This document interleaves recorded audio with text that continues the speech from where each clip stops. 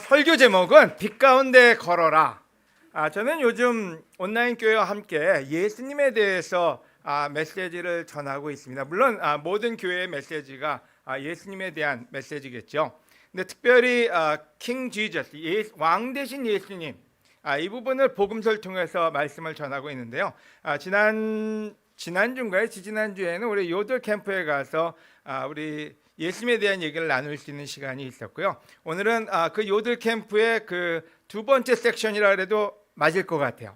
그래서 특별히 세례받고 또는 지금 하나님을 알아가는 여러분에게 이 메시지가 도움이 되었으면 합니다. 그래서 여러분 오늘 메시지 가운데 여러분 야인 시대라고 들어보셨나요? 들어보신 분이 계세요?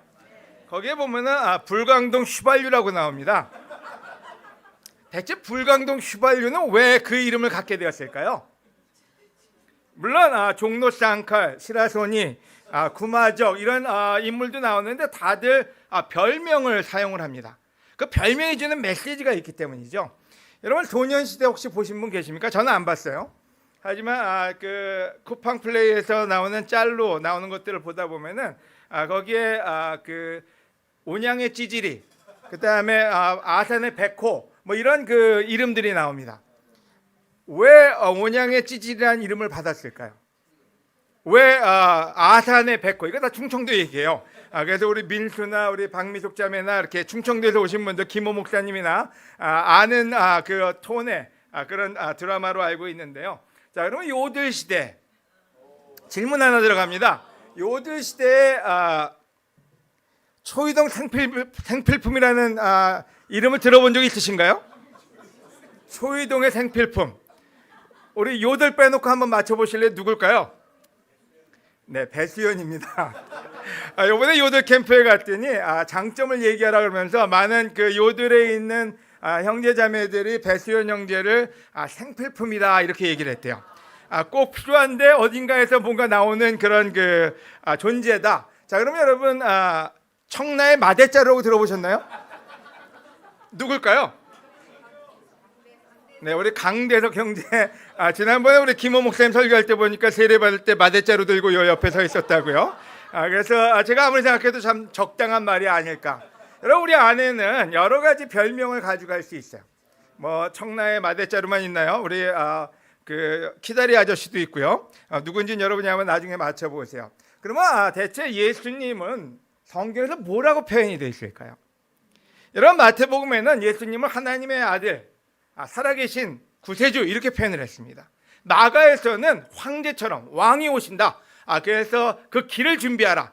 그래서 마가는 왕으로, 또 마태는 하나님의 살아계신 아들로. 그러면 요한은 예수님을 뭐라고 표현했을까요? 네? 다시 한 번만요. 하나님. 네, 하나님. 네, 하나님으로 또 표현했어요. 또요. 오늘은 그 부분을 같이 나눠보려고 하는데요. 요한복음 1장 1절에서 14절입니다. 그리스도 안에 생명이 있었으니 이 생명은 인류의 빛이었다. 이 빛이 어둠 속에서 빛나고 있었으나 어둠이 이 빛을 깨닫지 못하였다.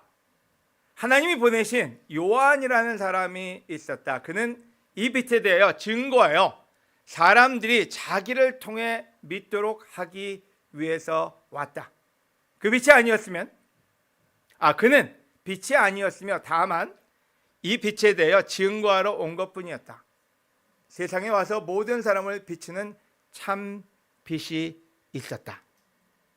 여러분 불광동의 휘발유는 왜 불광동의 휘발유였을까 여러분 궁금하지 않으세요? 저는 불광동 하면 김혜자 자매가 생각이 납니다. 하지만 김혜자 자매가 휘발유는 알 거고요. 여러분 어떤 때 휘발유의 의미는 뭘까? 거의 주유소를 다 점령하고 있었을까? 아니면은 불 지르면은 그 불타는 어떤 성격이 있었을까? 어떤 때 우리가 상상을 하게 되잖아요. 물론 종로 쌍카는 그 이해가 쉬워요. 근데 예수님을 세상의 빛이다 얘기했을 때 우리는 은연중에 무슨 생각은 들어오지만 깊이 생각을 안 해볼 때가 있어요. 그래서 오늘은 예수님을 왜 요한은 빛이라고 얘기했을까? 이 부분을 짧게 나누어 보려고 합니다. 여러분 생각은 어떠세요? 왜 빛이라고 요한은 설명을 했을까요?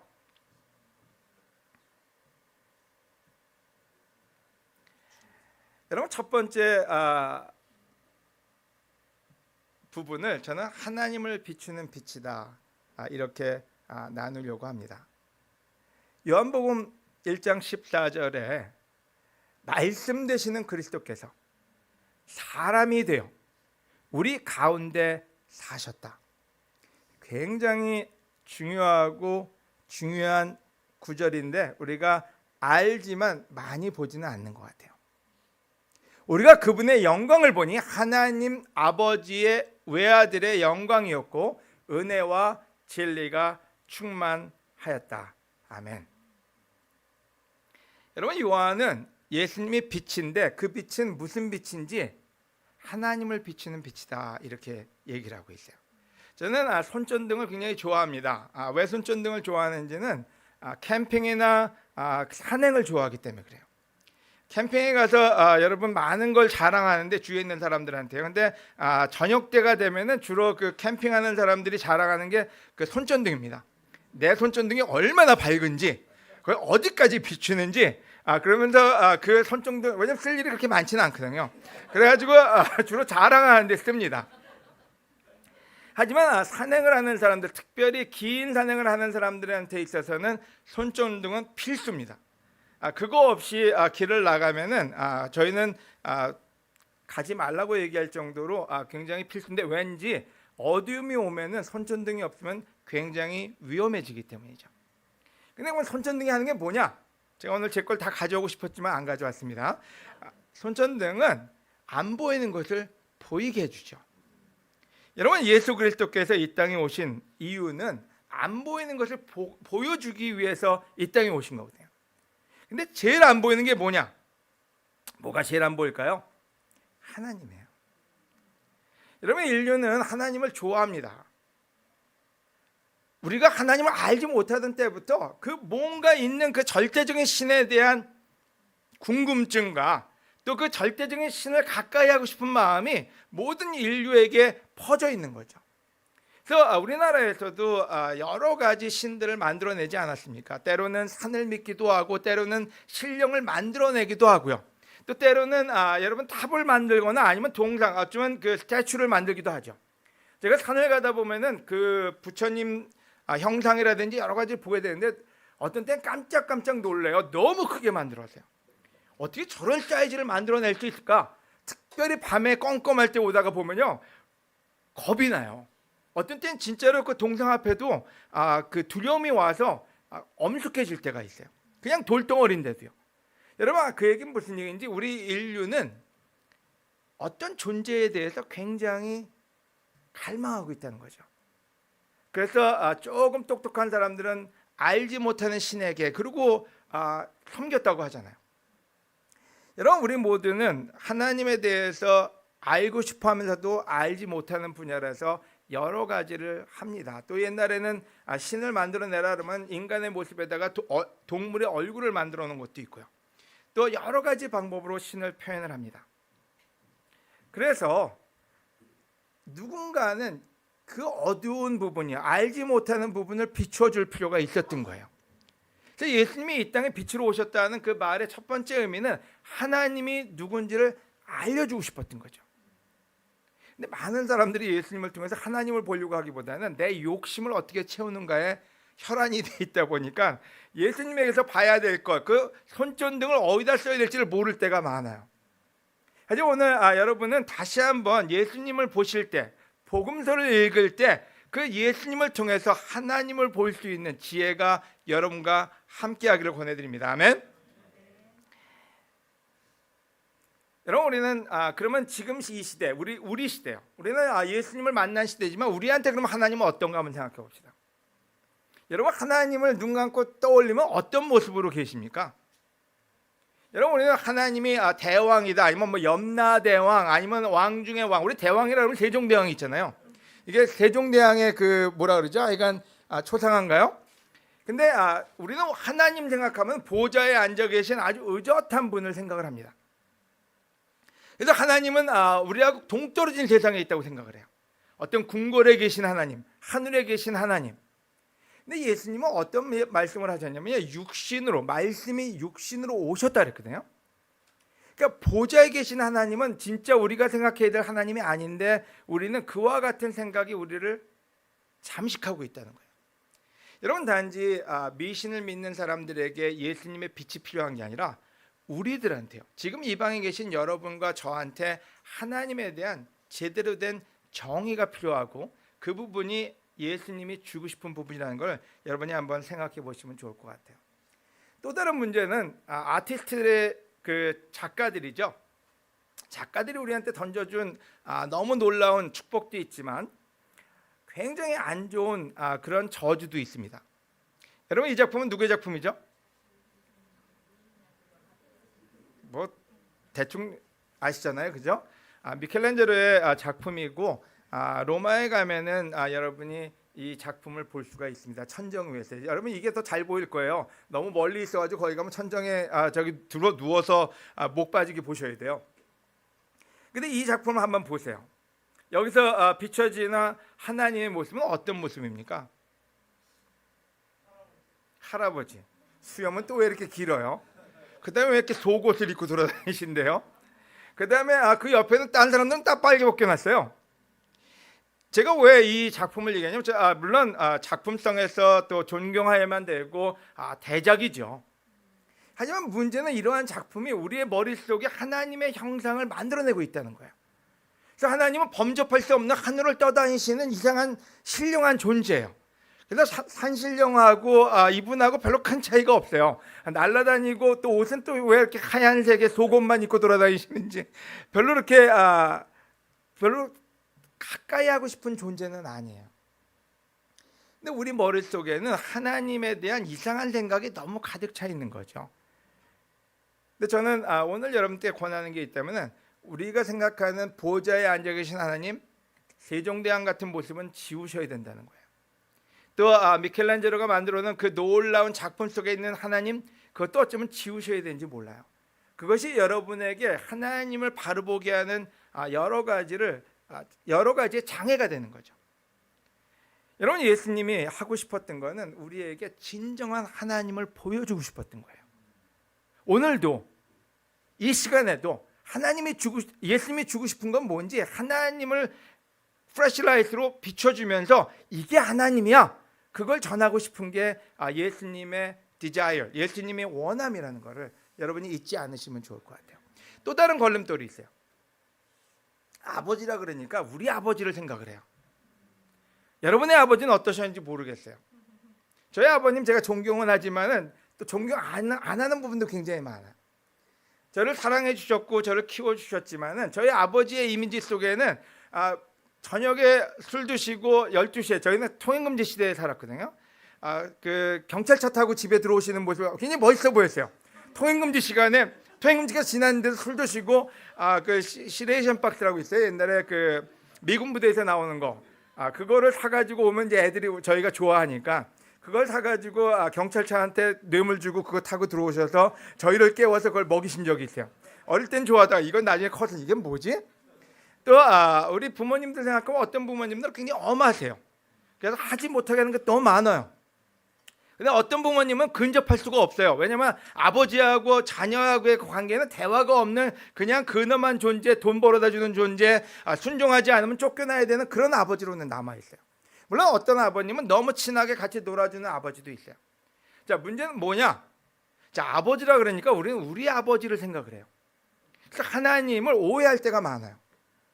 저는 저희 아이들한테도 실수한 게 뭔지는, 저희 아이들도 하나님을 볼 때 저와 같은, 저희 아내와 저의 모습을 통해서 하나님을 보면서 거기서 오는 또 다른 실망도 있었다는 생각을 해요. 왜요? 컨트롤하는 아빠, 아니면은 짜증내는 엄마, 어떤 이런 모습 속에서 하나님을 오해할 수 있다는 거죠.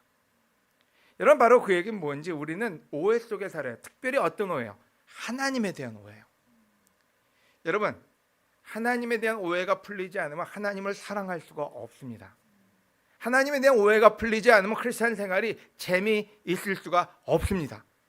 저는 여러분 모두에게 예수님을 보는 눈을 다시 한번 조금 바꿔봐라, 이렇게 얘기를 하고 싶어요. 어떻게요? 예수님이 비춰주는 하나님을 보라. 그게 제가 여러분에게 드리고 싶은 첫 번째 포인트입니다. 아멘.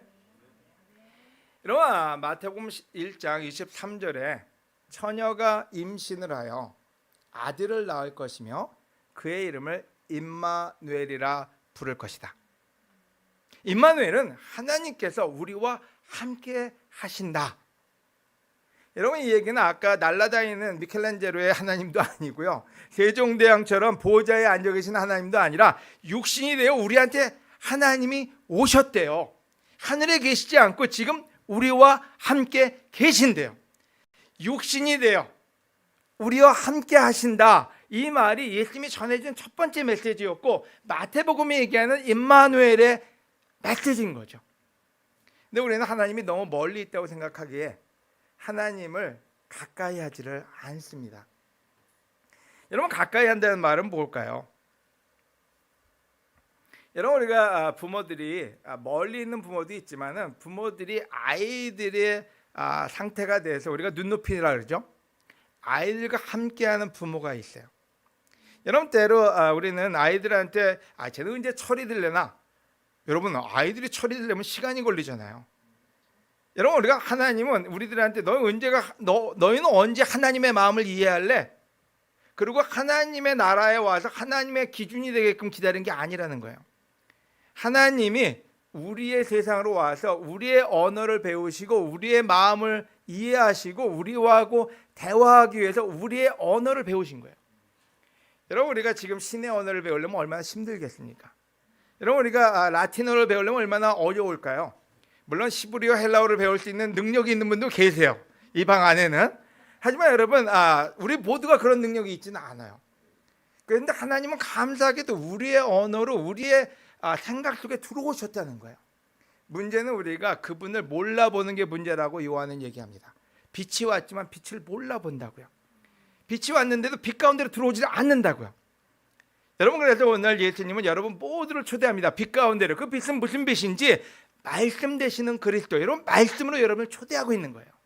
그 말씀 속에서 여러분 예수님을 찾고 하나님을 찾는 여러분이 되시기를 권해드립니다. 아멘. 저는 감사하게도 저를 찾아온 하나님이 있다는 게 너무 고마워요. 여러분은 어떤 시대에 사시는지 모르지만 쿠팡 시대에 사시죠. 저는 옛날에 저희 집 앞에 그 딸랑딸랑 하면은 뭐가 아니면 두부 장수 아저씨가 왔어요.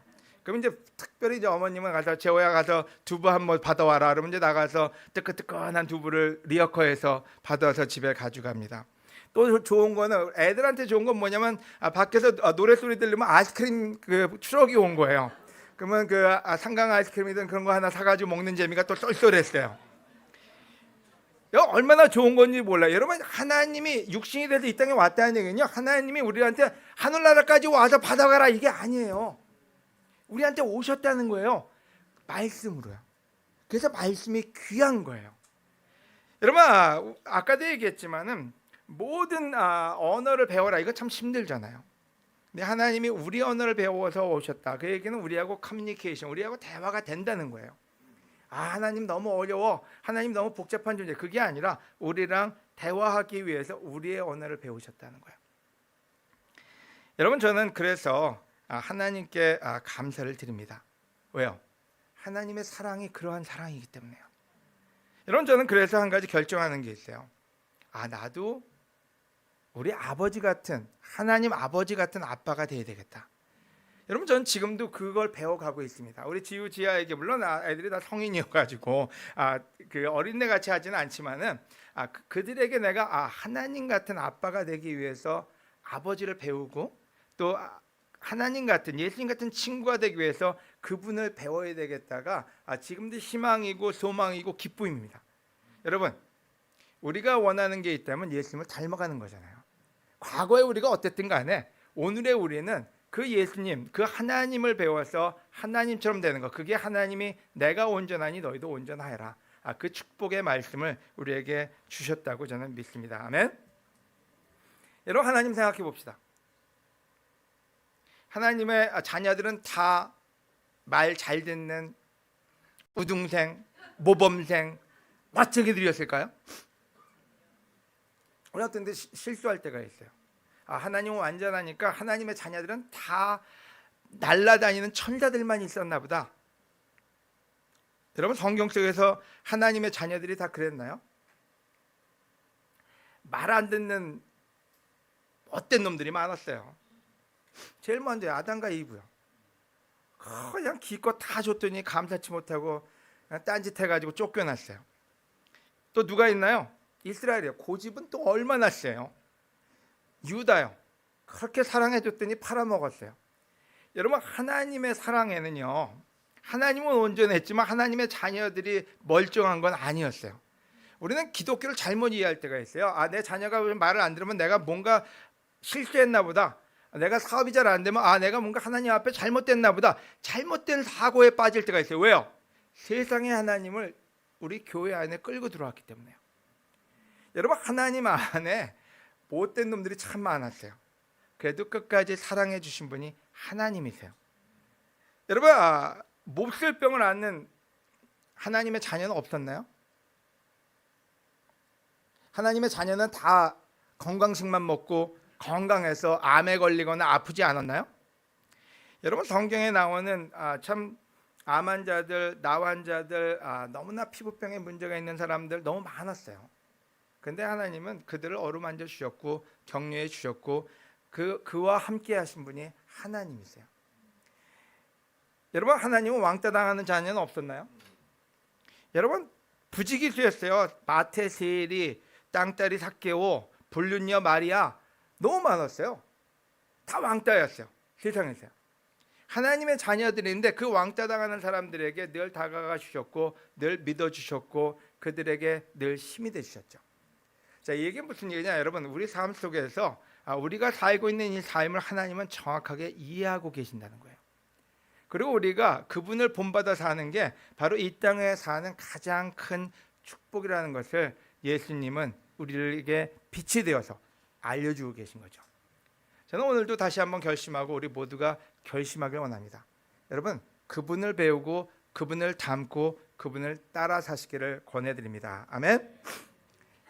히브리서 4장 15절 여러분 참고하시고요. 넘어가도록 하겠습니다. 이따 세례 주는 일이 더 중요하잖아요. 그죠?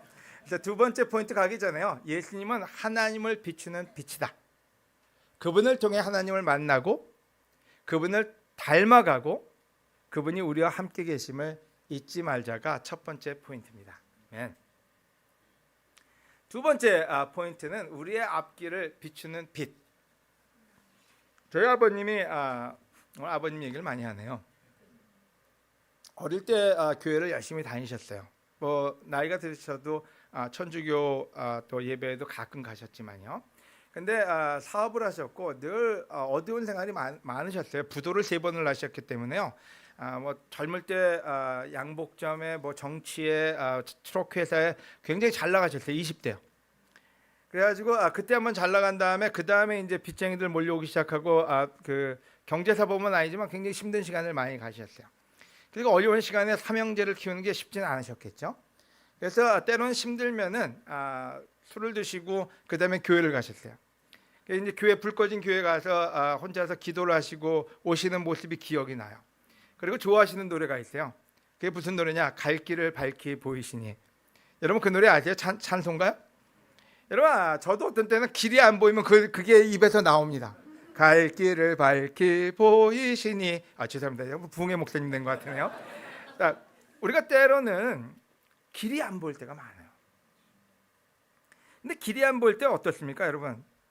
어떤 때 계속 길이 안 보이면요 자살도 해요.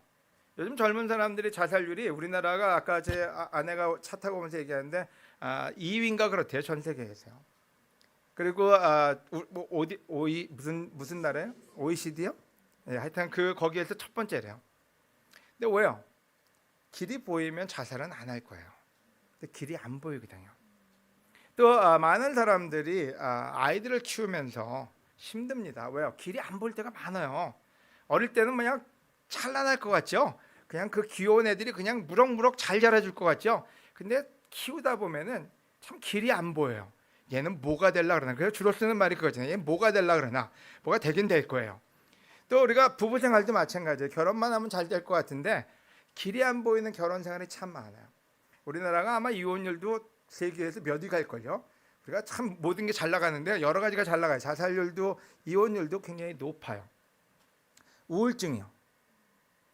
아까 자살이 아니라 우울증이었나 보네요. 우울증 그다음에 뭐 여러 가지 정신적으로 힘든 일들이 넘쳐나죠. 왜요? 길이 안 보이니까요. 길이 안 보여요. 그러다 보니까 힘들어지는 거죠. 근데 놀랍게도 이 성경 구절은 얘기합니다. 예수님이 이렇게 대답하셨다. 아직 얼마 동안은 빛이 너희 가운데 있을 것이다. 어둠이 덮이기 전에 아직 빛이 있을 동안에 빛 가운데 걸어라.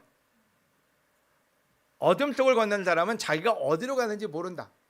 너에게 아직 빛이 있을 동안에 그 빛을 믿어라. 그러면 빛의 자녀가 될 것이다. 예수님은 이 말씀을 하시고 그들을 떠나 몸을 숨기셨다. 여러분, 이 말씀이 얼마나 귀한 말씀인지 한번 잘 생각해 보세요. 너희는 어디로 가는지 모를 거라고요. 언제요? 빛이 사라지면요. 저희는 아까도 말씀드렸지만 산행을 좋아하다 보니까 한라산이라든지 설악산이라든지 그 끝에까지 정상까지 가려고 마음을 먹을 때는 새벽에 주로 떠납니다.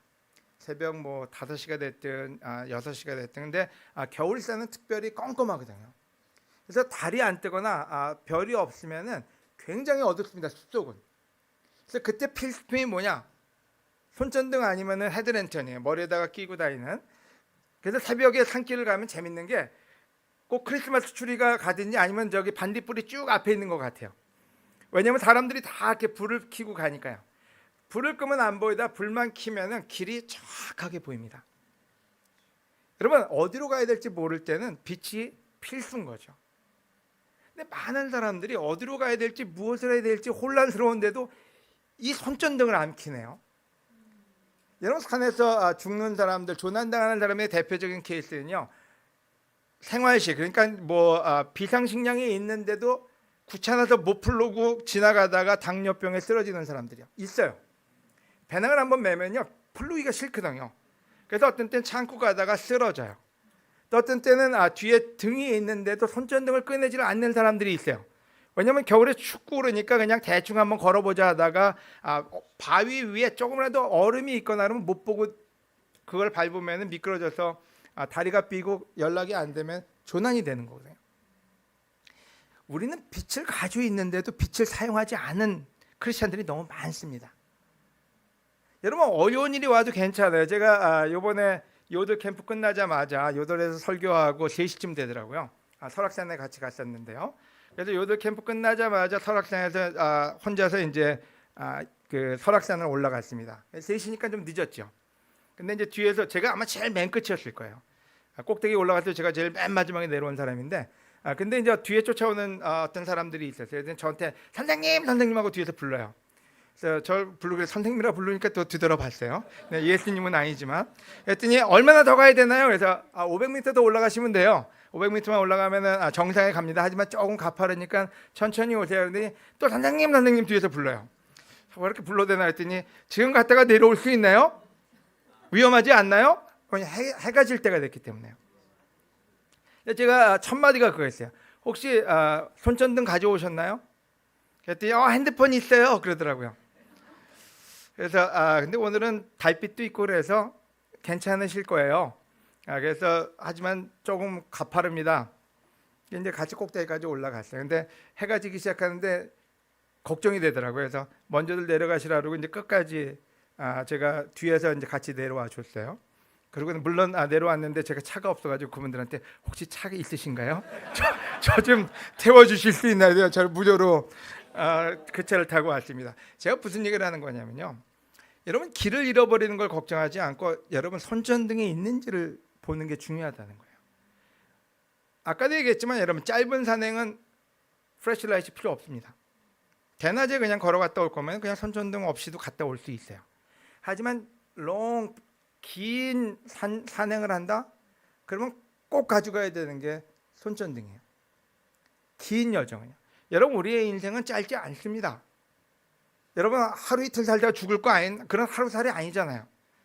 오랜 여정을 가면요, 길은 어차피 잃어버리게 돼 있어요.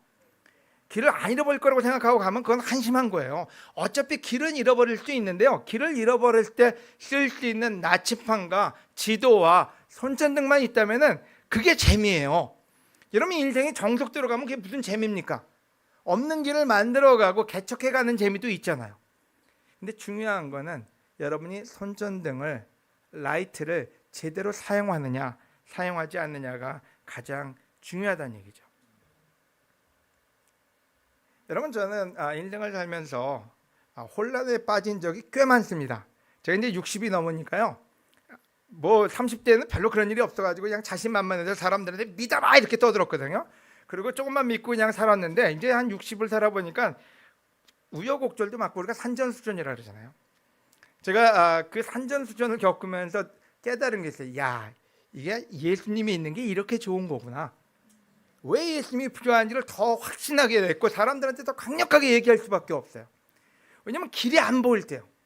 여러분이 잘 아는 우리 교회, 물론 올드 크리스찬들은 다 알겠지만, 뭐 올드라 그러면 시즌이는 안 들어가지만요, 올드 크리스찬은 다 알겠지만은 2003년도에 길이 안 보였어요. 사람들은 그냥 다들 소란스럽고 다들 혼란스러웠죠. 저도 혼란스러웠어요. 제가 뭘 해야 될지, 어떻게 살아야 될지 굉장히 궁금했어요. 근데 갈등과 갈등을 하다가 성경책을 보니까요, 성경책은 흔들림이 없어요. 제 마음은 요동을 치는데 성경책은 늘 똑같아요. 사랑하고 용서하고 믿고. 한 1년 제가 갈등을 하다가 제가 1년에 그 사람들한테 얘기했거든요. 1년 동안 저는 고민하는 시간이니까 저 건들지 말라고요. 그때 얼마나 많은 사람이 건드리는지 몰라요. 하지만 그 1년 만에 제가 깨달은 게 있어요. 내가 해야 될 거 이 빗대로, 말씀대로 사는 것밖에 없구나. 그래서 그때 그 시간을 흔들림 없이 지낼 수가 있었어요. 그리고 우리 아이들이 또 요동을 친 적이 있어요. 어릴 때는 참 잘 지내다가 좀 더 나이가 들면서 머리에 뭐가 깨닫기 시작하더니 그냥 요동의 극치를 달리더라고요. 여러분들 키워보면 다 알 거예요. 물론 그 시대에 있는 분들도 계실 거예요. 근데 그때도 굉장히 갈등했어요. 내가 뭘 잘못했나? 뭘 더 해야 되나? 막 갈등하다가 말씀을 보니까 말씀은 흔들림이 없어요. 말씀은 그대로예요. 제가 말씀을 잘못 이해한 건 있었지만 그 말씀은 늘 똑같이 방향을 제시하고 있었어요. 그 불빛대로만 가면 되는 건데 내가 혼란할 일이 아니구나. 그래서 계속 그 불빛을 잡기로 결심을 했어요. 그리고 대한민국에 2000 몇 년도 3년인가요? 이제 날짜도 까먹었어요. 19년인가 그러니까 여기 와서 여러분하고 같이 혼란의 시기를 겪을 때도 난리가 났어요. 이건 뭐지? 혼란이 그냥 넘실넘실 거려요. 근데 그때도 여러분 흔들림이 없었던 이유가 뭔지는 말씀은 변한 적이 없어요. 프레시라인만 있으면은 앞이 보여요. 근데 그걸 놓치고 두려운 마음에 딴짓을 하면 그때부터 문제가 생겨요. 여러분 저는 지금도 많은 여러분과 교제를 하면서 격려를 받을 때가 많습니다. 어려운 시간을 예수님 말씀대로 산 분들이 축복과 함께 이 자리를 빛내고 계심을 알 때 하나님께 찬양을 드리고 여러분께 존경의 말씀을 드립니다. 여러분 우리 인생에서요, 예수님은 빛이십니다. 예수님의 빛을 따라 사는 자는 하나님이 인도하시는 대로 갈 수밖에 없습니다. 아멘. 인생을 살고 전 산행을 가면서 인생을 많이 생각하는데요. 산을 가면서 위험은, 가장 무서운 위험은 우리 마음속에서 들려오는 두려움이거든요. 어떤 때 어둠이 와도, 어쩌면 길을 잃어버려도 두렵지 않으면은 일을 풀어가는데 큰 문제가 없어요. 근데 두렵기 시작하면요, 믿음이 없어지고 갈팡질팡하다가 엎어지고 쓰러져서 발목이 다치고 그 다음에는 스스로가 고립돼 버리고 맙니다. 여러분 믿음이 없는 자는 인생을 갈팡질팡합니다. 여러분 그 믿음이 되시는 분이 예수 그리스도이십니다. 아멘.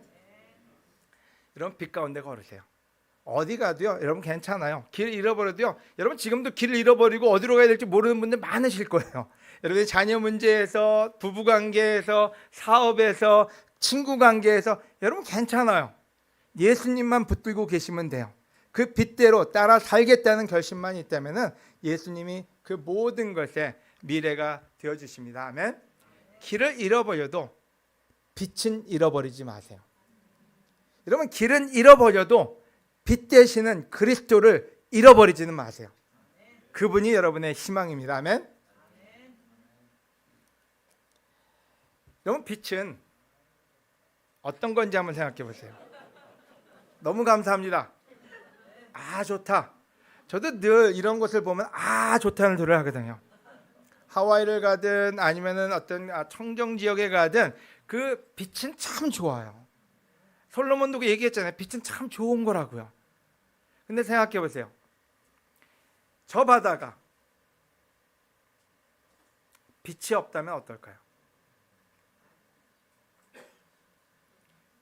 저 바다가 빛이 없다면 어떨까요? 달빛도 없고 햇빛도 없고 별빛도 없어요. 껌껌해요. 전혀 아름답지 않아요. 여러분 경험해 보세요. 빛이 없는 바다는 무서워요. 빛이 없는 해운대는 여러분 파도 소리가, 바람 소리가 무섭게 들려와요. 여러분 빛이 없는 나무를 한번 생각해 보세요. 우리가 빛이 있을 때 걸으면요, 나무 너무 이쁘고 너무 찬란해요. 어떤 때는 녹색이고 어떤 때 진한 녹색이고 너무 좋아요. 근데 빛이 없을 때 어때요? 빛이 없는데 저렇게 나무 속에 가만히 앉아 있으면요, 바람 들리는 소리도 낙엽이 움직이는 소리도 어떤 멧돼지가 나를 공격하는 게 아닌가 하는 그런 두려움이 와요. 점점 빛이 없어지면은 우리는 아름다움은 없어지고 뭐가 올까요? 두려움만 우리를 차지하게 됩니다. 빛은 참 좋은 거예요. 자, 제가 무슨 얘기를 하고 싶은 거냐면요, 여러분은 빛이 없으면 어떤 존재일까요?